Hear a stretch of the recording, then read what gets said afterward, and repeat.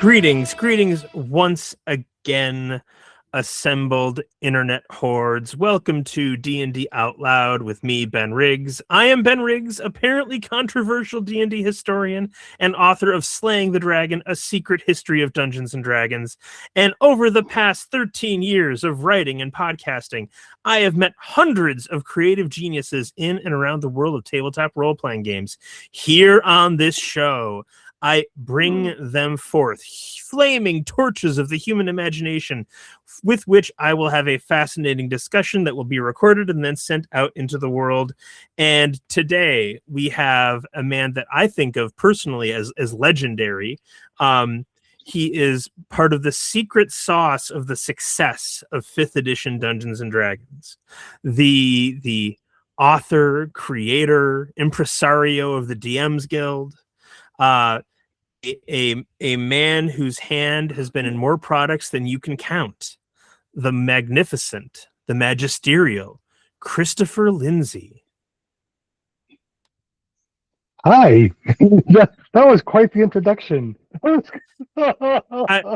I mean, I've been working on these, but also, again, I do feel like it's all true, though. Like, I feel like, you're a name that, as a historian, like, I was really happy to get to interview you. And I do feel like you had a lot to do with the success of 5th edition, even though if it's not the first name that people think of. Like, again, if we're going right into this, I'm going to be like, DM's Guild, the number of creators that the DM's Guild brought forth, from Kelsey Dionne to MT Black, people made their names and made their livings on the DM's Guild, and you were the person who was essentially in charge of it, correct? Oh yeah. The DM's Guild was my baby, and but somebody just basically came and said, "Chris, become an expert on the OGL and the GSL, and then we want to know what should we be doing in order to." I mean, literally, it was like, what should we be doing to discourage people from engaging with us? And I took a different tack. Rather than worrying about discouraging people, I focused on empowering people and putting them in a position to create freely without the constraints or the worries of having to run a business and all that kind of good stuff, right? I wanted them to be able to just come in and put something up, and then the community will judge their work for what it was, and hopefully they learned something from that. Maybe they made a few bucks. That would be awesome. And then develop themselves as game designers, right? So there you have it. I mean, it was very simple in concept, and but I wanted to take what sounded like a negative and turn it on its head a little bit. So that's where I landed. So I am working on my creation of 5th edition chapter for my next book right now, and I always break it up into like kind of creative side and then marketing business side, and I'm doing creative side right now because I actually feel like the creative, I feel like I did a really good job getting to a lot of the business people early on, but I felt less confident that I'd talked to all the creatives I needed to. But my my research method of be nice to people and then see if they send me stuff continues to pay off, because nice. I got sent a copy of a document called The Plan from, I'm going to say, winter of 2011. So this is 3 years before the launch of 5th edition. Sure. And it's a very broad document. I think it's authored by Rodney Thompson, but it has input from an arm's length of people. But I wanted to read you this from this document because when I read this, it just jumped out at me, which is January 2013 experience. So I'm assuming this is going to be announced at the D&D experience, and it's D&D Marketplace. At D&D Experience 2013, we announced the immediate launch of the D&D Marketplace. The D&D Marketplace is a microtransaction-driven store where players can create data packs for their own D&D content with certain legal restrictions on content and sell it on our marketplace. Thus, the OGL material being created by fans and third-party publishers for use with both 3rd and 4th edition D&D can now be integrated in rudimentary form into our character builders, adventure tools, etc., and sold on our digital marketplace. Wizards of the Coast receives a portion of every sale, and the rest is passed on to the creator of the content. A nominal buy-in fee upfront ensures that only serious designers put their material up for sale on the marketplace. Purchasing a fan-made data pack might also entitle the owner to a digital document, such as a PDF, or even iBooks or a Kindle download of that content, should the creator wish. And under that, there's a section called "Why Do We Do This?" And the first sentence is, "This is the true source of the monetization of Dungeons and Dragons. It allows us to monetize player creativity, which is vastly more important in D&D than in other games." And it goes on for even further, and I won't read the rest. But, you know, Sure. I found it interesting because, it's not the DM's Guild, and yet it's similar to the DM's Guild, and it was so conceived of so early on in the 5th edition process, because DM's Guild was up in 2016. It was, yeah. The DM's Guild. So here's the funny thing. This is the first time I've heard any of those words in that order. I've never seen that document personally, although I do know Rodney is a dear friend, and he actually lives very close to me physically. Yeah. It's okay. Rodney doesn't remember writing, even though his name's on it. That's fine. That's fine. Yeah, no. The DM's Guild, the original document I created, which was literally just a punch list of, I want a system that does X, I want a system that does Y, and so on and so forth down the list. And it was just a page of, like, essentially, I guess what computer programmers would have called it, like a, I don't know what they call it, like maybe a design list or something, or a wish list for, but because I'm not a computer designer, but I knew what I liked. I knew I wanted if I was a creator, and but I was working for Wizards. And I just remembered way back when I wasn't working for Wizards and the OGL had first come out, and I looked at this legal document, and I got so confused by it that I just, I gave up on that immediately and turned directly over to organized play for my creative outlet, and I created a lot of content there. But the fundamental thrust of creating the DM's Guild was I wanted to remove as many barriers to entry as possible. So obviously there was no fee to get in and do this. The amount of money that you made was exorbitant compared to other writing deals. 60% of the product sales in your pocket is crazy good. Even if you're taking that 60% and dividing it amongst yourselves and layout artists and graphic designers and a cover artist or whatever the case may be, right? And for folks who understand how retail works out there, you'd never get 60% after you move through Wizards doesn't get 60% on their hardcovers, do they? No, not even close. Not unless they're selling them, straight to you. There was a market that we had for a little while, digital market, where people could go online and buy directly from Wizards. And there, I think Wizards made more, but like just going through regular distribution and Amazon and places like that, when they're selling through there, they don't, not even close. No. But yeah, making it actually as bonehead simple as possible, right? So even somebody like me could go in and figure it out, and I could read an agreement and click on a button and just start doing my thing. I want them to be able to focus on creative endeavors and developing themselves, right, as designers and so forth. So that was really more important to me. And part of that came from in my own pursuit of attempting to become like a professional game designer at Wizards of the Coast.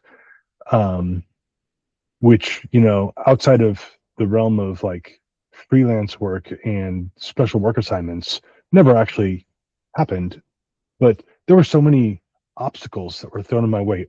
And in retrospect, many of those obstacles were unnecessary. And in my humble opinion, the product of somebody else's ego, right? In order to basically be a gatekeeper from people that they didn't necessarily think of highly for whatever reason. Um, so I wanted to strip all that out and make it so that anybody could do it. Period. Walk in the door, sign the agreement, get going. Right? Work. Make it happen for yourself. If you're good, the community will tell you. If you suck, the community will tell you. Oh boy, will they tell you. And you can learn from every time. Every lesson stings, but it's valuable. So that was awesome. And the fact that so many people engaged was super exciting. And they're still engaging to this day, right? You know, uh, Wizards put out their plans for the next year, and I looked at them and I was like, "This looks like a rebuilding year to me." Like they're having two hardcover releases. They're touting a lot of third-party content they're putting on D&D Beyond, and like I feel like the thing that has been missing in the D&D sauce for the, I don't know, that either at least since the OGL, but maybe since before that, was D&D is always a publication and a practice, and it felt like the 5th edition team at its apex had really figured out how to crack the practice of Dungeons and Dragons. Because if you get people playing the game, you're going to get them buying the products, and that seemed to be the secret to the success. And like I saw some people online being like, "Well, this looks underwhelming," and again, I'm reading tea leaves here, right? But like, it reminds me of early 5th edition, and like they're figuring out a new team is figuring out how to impact the practice, and hopefully then worrying about the product. But again, this is, no one at Wizards told me that. That's me reading a press release and reading into it, right? But like, that's what I saw at least. Yeah. I have no idea what they're up to over there anymore these days. I do know that one of the biggest parts of the success of 5th edition originally was straight up the community. We built the D&D Adventures League, and we engaged the most hardcore of the hardcore people, and then we created a product that was so super accessible and made it so easy for them to teach new players. And my experience in the RPGA, which is the predecessor, it came before the D&D Adventures League, it was such a welcoming environment that we needed to recreate that, only in a more contemporary format. And the community literally shifted and came for a ride with us into that new paradigm, or not so new paradigm actually, of play. And they just, we did everything we could to empower them, and then to go out and create experiences at larger conventions that you simply could not duplicate at home, right? And if anybody came and participated in one of those experiences, I owned you at that point. I owned you for life. Little dark, Chris. It's true though. It's true, because it was like Disneyland for nerds, right? That was when they said, "What do we build?" And the first slide in my deck to the leadership of the D&D team was literally an outline of Mickey Mouse's head. I go, "This is what we need to emulate," right? I go, "This is what we need to do. We need to create this experience that is so overwhelmingly compelling, right, that people just come and they stay. And then they come back over and over again once they've done that." Okay? I go, "Don't focus on the money. The money will happen.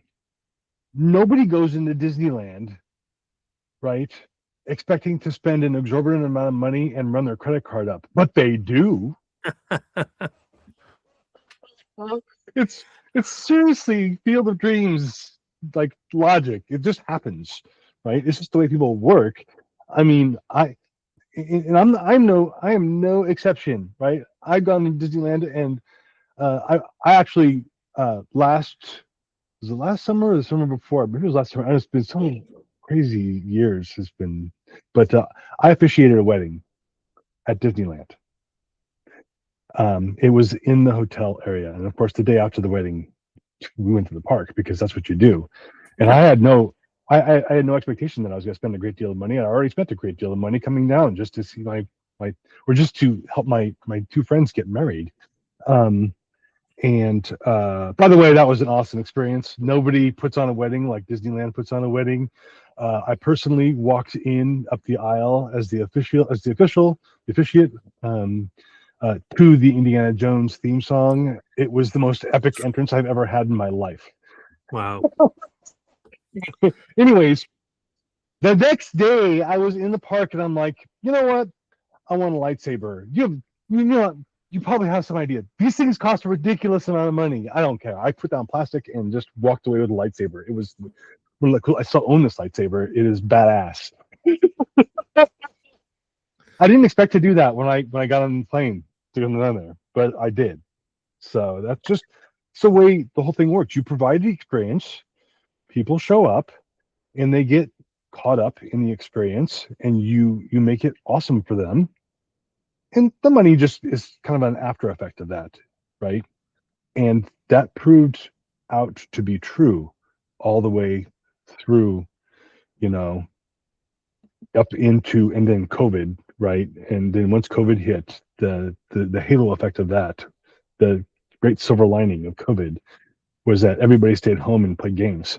So that was a natural thing. It was an unnatural thing actually, and you had to actually be cautious as a business because as that wound down, many companies ended up like ditching a lot of folks, right?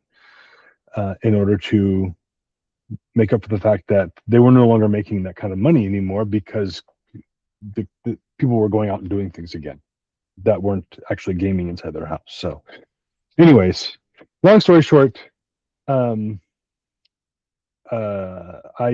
had my hands in a lot of pies at Wizards for D&D, and I really just I couldn't tell you back then what it was that I was up to, but since leaving Wizards, I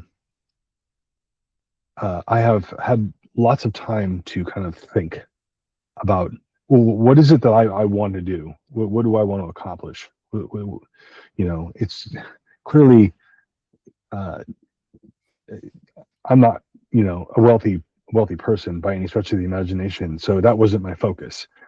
But what was the thing that kind of brought it all around for me? And really what I want to do is just make games and experiences that bring people together from all walks of life, no matter who they are, and hopefully change their lives for the better. And if I can accomplish that on my deathbed, I'll be a happy man. So the Veterans Administration put out an article in their where is it here? Do I have it up here? No, I can't find it. But the VA put out an article in their there it is. In the VA Insider magazine, all about the beneficial effects of playing Dungeons and Dragons if you're a veteran. Right. And like I should look and see if it's on the internet, because I had a veteran send it to me and I was absolutely fascinated. But to read just one quote out of this quote, I've been a gamer for more than 40 years, and gaming helped me pull out of a very dark place after my traumatic experiences. I realized it wasn't just about playing a game, it was about reconnecting, using creativity, and breaking out of isolation. I wanted to bring that same opportunity to other veterans. And now we're going to get really flighty and heady here, but like, I keep asking people, what it is we do when we sit down to play role-playing games. Because I love the way you keep calling it experience. Because I feel like most people are like, oh, well, a role-playing game is something like a story creation engine, improv engine, a technology that allows you to tell a story in a group. And then I asked Jay Dragon of Wanderhome that question, and he's like, no, that's all wrong. A role-playing game is just a bunch of stuff that happens. Which is just another way of saying it's an experience, right? But anyway, now, Yes. like I said, I've wandered off. What are you doing now? Where are you at? What you up to? So these days, I am currently the director of development for 5e at Goodman Games, and at Goodman Games, my focus has shifted over from being primarily on the business side over to being on the creative side, and I work to help them craft content. And I'm also working to help build up their 5e organized play community. They have a Fit for very you. they have a very viral community when it comes to like DCC, Dungeon Crawl Classics. That community is rabid, and they're awesome. But it's not the only game that Goodman Games creates. They also work on 5e content, some of their own. They've done some in license with Blizzards, right? And they would like to see their audience expand to the newer, younger crowd. And by younger, by the way, I mean millennials, starting at millennials and younger. And millennials won't think of themselves as being young anymore because most of them are well into their 30s, right? But compared to me, they are younger, and there's more What of them. you're 40? 40? Oh my dear Lord.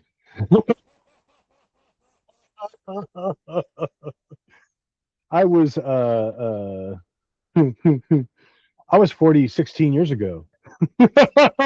Wow, you look great. Thanks, man. I have good genes. So I was lucky that way.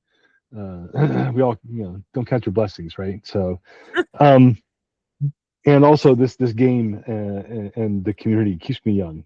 But anyways, but to expand this audience, to help it grow, and one of my main focuses in that regard is, of course, to help promote this legacy of Dungeons and Dragons to future generations, and to just keep it going in whatever form it's going to appear in, going forward, right? I want them to have those same experiences, the same opportunities. There are wonderful people out there who, to speak a little bit to the letter that you were reading from the veteran. There are other folks. There are literally hundreds and thousands of stories out there of people whose lives have been improved, who have been saved. And I'll put that in air quotes, but literally saved, because I don't want to be, right about it. From by having this game to engage with other people and to find meaning in life beyond work and family or whatever else that they're in that may not be nearly as engaging to them. But because life isn't just about working. It's about engaging with other human beings and finding that connection, right? And these games like naturally do that in a very simple, easy way. So, and it doesn't matter who you are out there or what you look like or what you believe. or who you love. If you come to my table and you say, I'm ready to roll some dice, you are now my friend. Period. End of story. I'm going to ask you a terrible question. Of And like, it's one that I don't have an answer to, but I wrote down on my notepad here, Chris says that role-playing games bring meaning to life beyond work, beyond family. And yet I agree 100%, but holy cow, how do they do that? Like, people spend decades looking for meaning, and I agree that role-playing games and D&D do that. But do you think it's just because of the stories, because they allow us to tell stories and we naturally find meaning through storytelling? Yes, actually. People have been telling stories since we were Neanderthals, but even before that, around little campfires and in caves and stuff. And role-playing games like Dungeons and Dragons take that one step further, and they allow us to engage in a story together and create together an experience that is more than just one person's imagination. When you take a group of people and put them at a table and their imaginations all come to life, and they're all firing off, I'm doing this, I'm doing that, and they speak in their characters' voices, and they have crazy silly moments, and they use movie quotes and stuff like that. Every time they do something, there's a point of connection there, and they're creating a memory that is just as valid as if I went whitewater rafting, or I saw the Super Bowl, or I went and did this other thing. And they're creating this experience, this connection with each other, which is so healthy and primal, that it helps them to essentially regulate, right, themselves, and to learn who they are. You play a fake person so that that is a fake person, but that helps me know who I really am at the end of the day, because I know that I'm not that person, but I know who I am, away from this thing. I'm laughing because I looked at my list of questions for you, and my first question is, tell me about your new Kickstarter. And here we are, 31 minutes in. 31 minutes in. And we haven't talked a word about the Kickstarter yet. Want to talk about Kickstarter? So now that we're halfway through the episode, it seems like a natural moment to be like, so what have you got that now that people are just in love with you, in what way can they show their love by supporting your work at Goodman Games? What's the Kickstarter that's going on right now? So let me just take a step back and say, I was at WizKids for about 10 months after I left Wizards, and that didn't pan out because tariffs. And I won't go any further into that.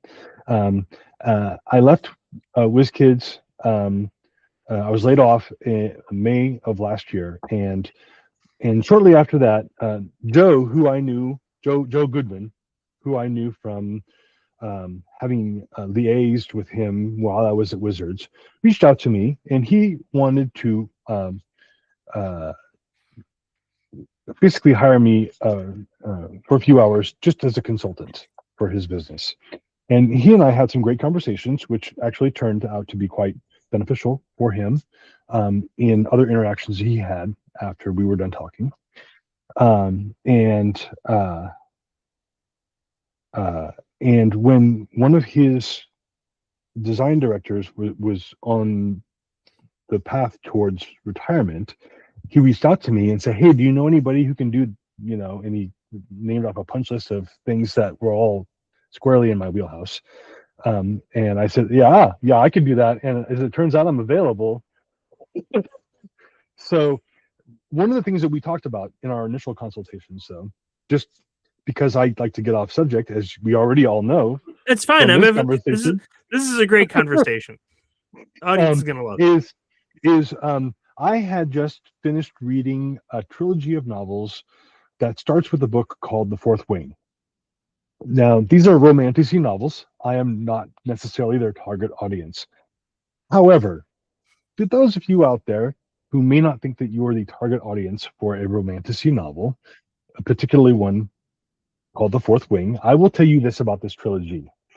Even if you are not terribly comfortable with reading, shall we say, very intimate scenes between main characters, um, those happen. Those happen in the books, right? The rest of the books are all about these people who go to a academy to bond with a dragon who has its own personality, and they ride it into battle in a war that is so epic and so cool. And all the personalities that play in all of those scenes, which are the bulk of the three novels, right, starting with The Fourth Wing, are absolutely phenomenal. I heard whispers somewhere out there in the television slash movie sphere that they're doing something with this, and oh my god, I hope they do. It will be epic. And my hats off. I can't even remember what the author's name right now is. My hats off to her. She did a fantastic job with these. Rebecca So Yaros. yeah, that's it. Now I don't personally have a lot of hang-ups when it comes to intimate scenes. I'm totally cool with those. So, but that aside, the whole thing is just the whole package together is just, oh my god, I can't even begin to describe. And I was telling Joe about this. Joe Goodman loves to read. He reads all the time. He reads constantly. And he went out and he read them. And later on, I heard that he introduced them to his 13-year-old son. I'm like, wow, that's going to be quite the education. The young Let me tell you, I teach 7th and 8th grade. The 7th grade girls love Fourth Wing. Like I'm uncertain of how R-rated it is, like, but because they just bring it from home, right?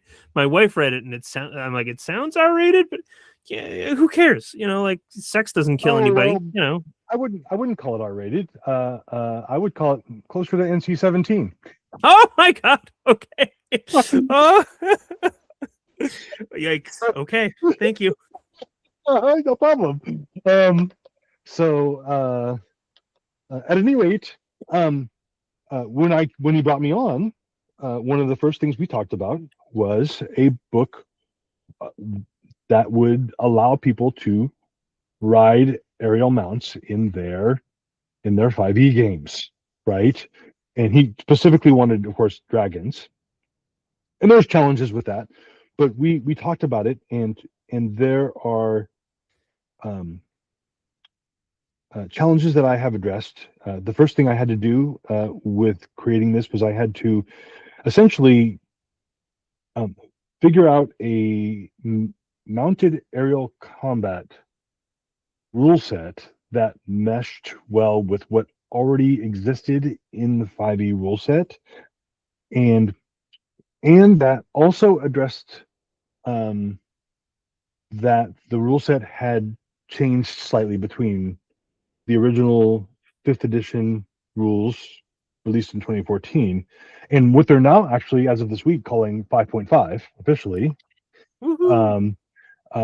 released in 2024 2025, and make sure that no matter which version of 5th edition you're playing, that these will work for you, and they will, right? I created that. Then I got some freelancers together. I got some fantastic folks. I got Greg Marks and Tony Winslow Brill and Sean Merwin, and we started crunching away. I created an outline, and what we have created is, in addition to the actual fundamental rules of this is how you execute on mounted aerial combat.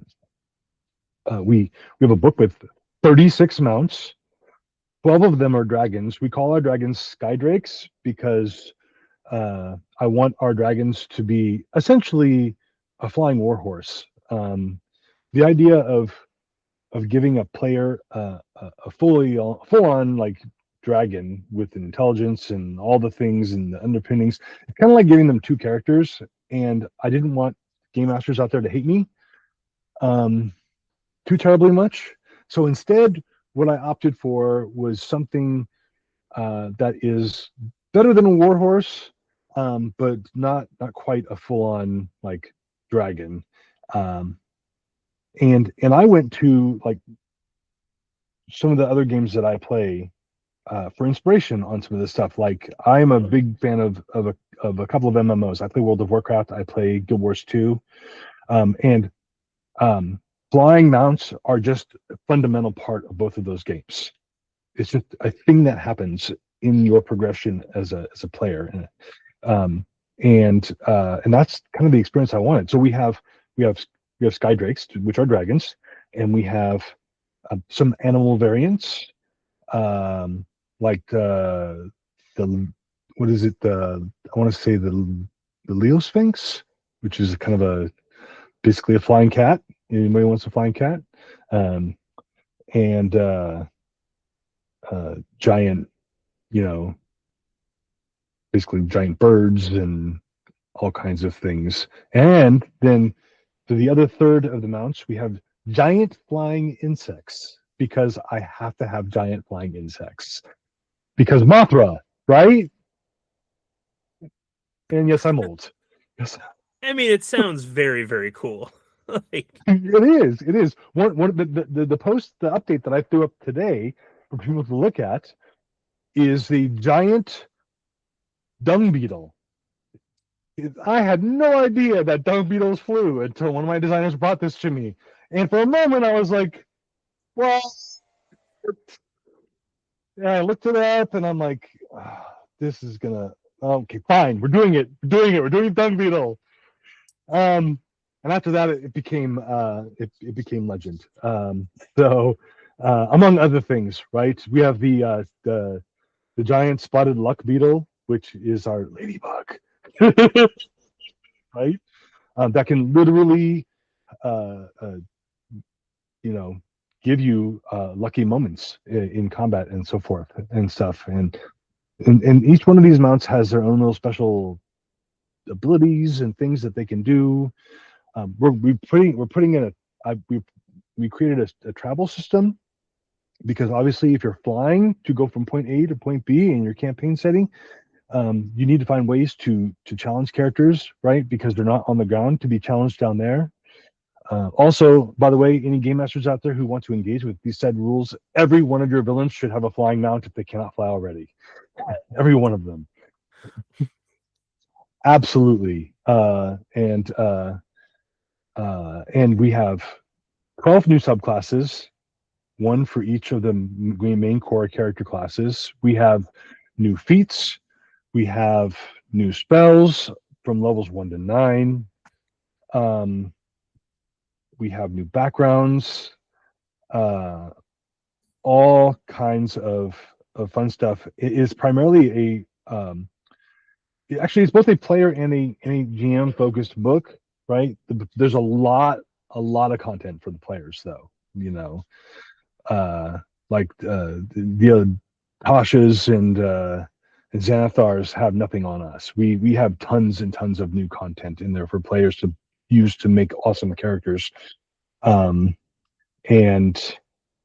we also have a toolbox in there for the GM to use to help them to run a game. Because one of the things that I thought of, I go, if you do this, you can't, this is one of those things where you got to go all the way or just forget it, right? You can't just give one character a flying mount and then they leave the rest of the party behind. That doesn't work. So you had to create a way for them to, basically a whole holistic like add-on that allowed them to essentially like affect their entire campaign setting. And now we have flying mounts, and now people can do this thing, and it affects how the game plays from here on out. Now, what it doesn't do is it doesn't stop you from doing things like regular dungeons, right? A flying mount will take you to a dungeon, hang out outside while you go in, just like if you had a horse that took you to a dungeon and hung out outside while you went in, right? I created a spell that is specifically about bonding you to your mount. So, and we have a whole list of aerial combat maneuvers that you and your mount can learn. You take a feat, you pick 3 maneuvers, and now you can do cool stuff while you're in combat in the air and stuff. It's just, it's a whole thing. It provides the whole package that you would need to make this work in your campaign. So, Well, and everybody's always looking for. I shouldn't say everybody's always looking for. That's a poor way to put this, but anytime there's fiction that's not represented at the tabletop, in tabletop, it's always an opening, right? It sounds like you found an opening. So to what for lack, you might have been describing this, but would the player options and the game master tools kind of add up to like a campaign frame of some sort? Again, like in Fourth Wing, they're at a school, right? Like, does it add up to go ahead. I'll stop talking over you. No, it's fine. They in Fourth Wing they have a very specific setting. We did not per se create a campaign setting out of this, but what we did was we give you all the tools that you could take to plug this into an already existing campaign setting, whether it's something that somebody has already published or whether it's homebrew. One of the things I learned while working at Wizards is that homebrew is king, period. Full stop. More people play homebrew than everything else combined, period. Right? So I want you to be able to take this and just plug it right into your homebrew. I didn't attach it to a particular setting. Though if we were ever to do a setting at Goodman Games, it would certainly work with that. Right? But and then our entire first organized play season, which is in the process, is getting ready to kick off right now at GaryCon, will feature the ability to eventually get a mount, flying mount, and use it in play over the course of the season. And we'll have a massive epic. I literally just kicked off the design on the epic with my two designers for that. And we're going to have an epic multi-table event at Gen Con this year with massive aerial combat. It's going to be fucking cool as hell. Man, Joseph Goodman, like those lawyers that are gamers, they know how to live. I don't know that Joseph is a lawyer, though. I think he's just a business person. He's a, really? he's I a was a lawyer. lawyer. No, I don't think he is. I don't think he is. Well, I'm very sorry then. I don't know why I thought he was a lawyer, but I really thought he did. Yeah, really and if he is, he can correct me later on. But I'm pretty sure he's hired a lawyer or two to work on stuff for him. So that's why I say that. Yeah. Joseph and I, since I've only been working there since August, so Joseph and I have yet to have this the sit at the bar with a beer opportunity and learn each other's full backstories. Although he's certainly plied me for more information than I have him at this point. So what are the different levels? Happy to create. Yeah. What are the different levels for the campaign? Well, it's not a campaign, but it will. You can use this from levels. Sorry, for the Kickstarter. What are the backer levels? I'm sorry, that was a poorly phrased question. What are the backer levels for the Kickstarter? I can cut this later. So there are a variety of options. There's of course the all-in where you get one of everything, right? We have two different covers. We have a cover that's done in the classic Goodman Games style by the master artist himself, Doug Kovacs, right? And in keeping with our days of old, and I say that in air quotes. When I say days of old, I'm talking about original 5e. We have another cover from Hydro 74. Ooh. And the Hydro 74 cover and the Doug Kovacs cover are both awesome. So I would encourage people to go and take a look. They are très sexy. At any rate, you can get either one, and there will be add-ons. We're making a 36-inch by 36-inch playmat that looks like open sky. Doug Kovacs, he's gonna probably really gun for me or yell at me or something later on when I say this, but he got his Bob Ross on for a little bit and painted some happy little clouds for us and stuff. I say that tongue in cheek. That said, it's gorgeous. It's a sky for you to use for aerial combat, right? We're creating pogs with the mounts on them on a top-down view of the mounts, so that you can take your miniature or the pawns that we're creating and just put them right on top of there. And now I'm on my mount, now I'm off my mount, so on and so forth, right? And use them in tactical aerial combat. Those are all add-ons, things that you can pick up as part of the Kickstarter. We even have the next, the most penultimate like version you can get is a leather-bound version of the cover that Hydro did for us, with And all the Hydro bells also and did, whistles. Hydro did the special editions of the 5 ebooks, right? He did. He did. Yeah, we reached out to Hydro specifically because of the look and feel that everybody came to love from those special editions, and he seemed excited anyways to work for us, and what he did was freaking fantastic. So yeah, no, we're on BackerKit, just so everybody knows. So go to BackerKit to look for us, and yeah, we just pulled out all the stops. We wanted to make sure you had everything you possibly could want to make this happen in your game. So please go to BackerKit, check us out, and back us if you feel the urge to fly away in your game. You can feel free to swear at my name as you're throwing your credit card at your computer screen. I don't care.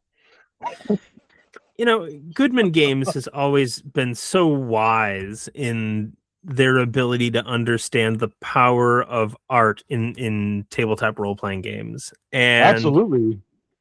you know, like I've heard people make fun of some of the DCC covers, like the threat seems to always be in the upper right hand corner, and you know, but I think it totally misses the point. To say, you know, again, maybe this art could be better in some way. The art doesn't need to be better. The art needs to communicate exactly what it's communicating, which is this is a new school, old school game that's super fun, and you're gonna fight this big bad, and you're gonna look awesome doing it. And to say, you know, like again, it's not like Joseph Goodman couldn't get someone else to do his covers if he got Hydra 74 or 64. Hydro 74, yeah. Hydra 74. And again, frankly, like to anyone who was ever like complaining about those covers, to be able to point to Hydra 74 and say, look, this has all been intelligent. This has all been a strategy. Like, you know, and you're going for the 5e audience, and so you need the 5e artist to communicate. That's the audience you're going for. It's just so wise. Yep. And we are taking a lot of I want to say pages of the old Wizard's Manual from 2014, and we are making the books super easy to read and accessible, and they're going to be pretty on the inside too. You know, now we may use a lot more black and white art, but you know, that doesn't make it not awesome. Black and white art is just as gorgeous as any other art out there. You cut out for 1 second. The last thing I heard was we're going to take a page from the Wizard's Manual from 2014, I think. Oh yeah, we're going to take a page from the Wizard's 2014 manual and basically make these books very, you know, accessible and easy to parse on the inside, and they're designed and well thought out. We have fantastic layout folks, and our art director is second to none. He's fantastic in Matt Hildebrandt, and it will be primarily, you know, all black and white art on the inside, right? And that will be part of its charm. So in closing, for fun, let me ask you, favorite D&D 5e product produced by Wizards? Oh dear Lord, Planescape. Oh, cool. Planescape is in my top 3 settings, and Planescape is one that I had a great deal of fun not only working on but playing with afterwards. So, All right, so here's a tougher question. Favorite D&D 5e product not made by Wizards that is not this product? okay, that is a tougher question. Oh my lord, I'm gonna have to say, God, I'm like looking over at my shelves, going, what do I got over there that I've been messing around with? I I'm gonna have to say the Lord of the Rings 5e version from our friends over at Free League. Oh, yeah. Oh, that's a really good answer. That's a really good answer. Wow. Yeah, like, because I love the One Ring, and I played a campaign in it, but there's a reason. Obviously, they were also like, and we're gonna do it with D&D rules too, because it just opens up a world, right? But oh man, Free League, it's hard to go wrong with a Free League product. Very sagacious answer. Yeah, I am a Free League addict at this point, and I'm proud to say, if there were ever a support group like Free League Anonymous, I would need to join that or something. I spent way so much money, and I have actually at GameholeCon this last year. I ran OG Simba Room. Oh wow! All con long and had such a great time. So, one other thing that I wanted to point out is, in our Kickstarter, one of the other offerings that you can pick up as an add-on is we are starting our own quarterly periodical called the OG the OG 5e Journal. Ah. And the name comes from a word that I have, a phrase, a term that I coined because I needed a way to say 2014 rules without using the word 2014 because it just kept on getting on my nerves. So I just been referring to it as OG5E. And Joe picked up on that, and he's like, "Well, when we do this, maybe we should call it that." And we're gonna have it's gonna be it's gonna be short, it's gonna be about 16 pages, but it's gonna the types of columns that will be in there will harken back to Dragon Magazine days of old, right? We're going to call them, we have different names for them. There's Notes from the Gnome. I'm the Gnome. And that's basically our sage advice. And we'll have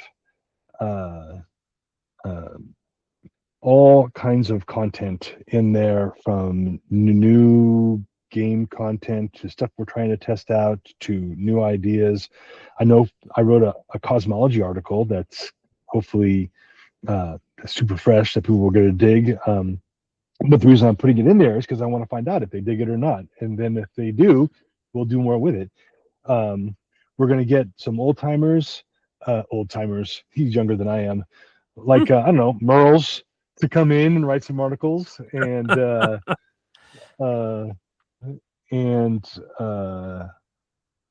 we have fantastic covers that we're going to put on those, just like the Dragon magazines in the days of old. We're working with artists to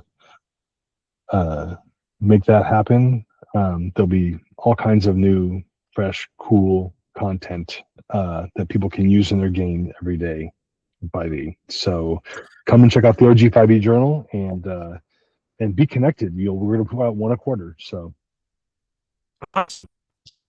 Well, I will say, hey, listeners, I'll be at GaryCon on Saturday. I'm going to have Jeff Easley in the Hugh Hefner suite at 6:00 on Saturday at GaryCon. So if you have nothing else to do. I unfortunately will not be at GaryCon this year, but I am going to be at Dungeon Con, which is Goodman Games' own convention.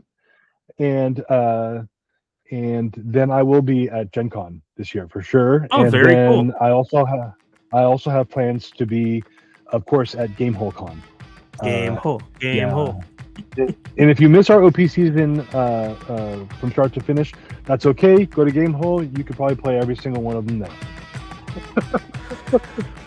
Well, Chris, every time I've talked to you, it's been delightful, and this is no exception. Thank you so much for taking the time to talk. My pleasure. Thank you for having me.